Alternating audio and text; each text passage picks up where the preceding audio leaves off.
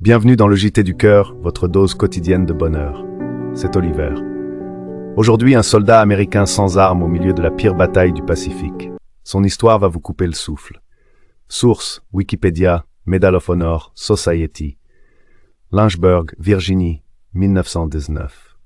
Desmond Doss grandit dans une famille adventiste du 7e jour. Les adventistes croient à la lettre aux 10 commandements, dont celui-ci, « Tu ne tueras point », même en temps de guerre. Décembre 1941. Pearl Harbor. L'Amérique entre en guerre. Desmond veut servir son pays, mais pas question de porter une arme.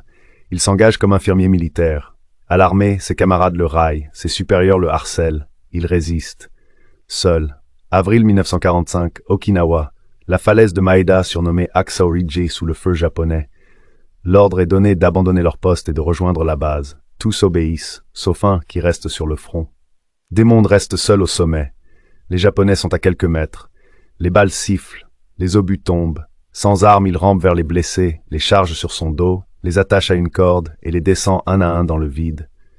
Il repart, encore, et prie à chaque voyage, « Seigneur, laisse-moi en sauver un de plus ». Il sauvera 75 hommes.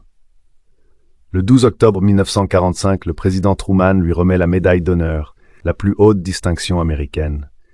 Il lui dit « Je suis fier de vous.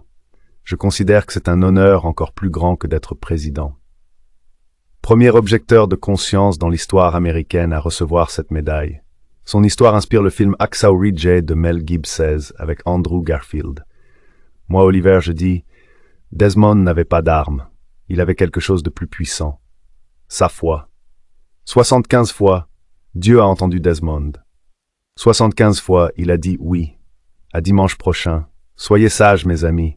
Et demain, c'est Sullivan qui prend le micro.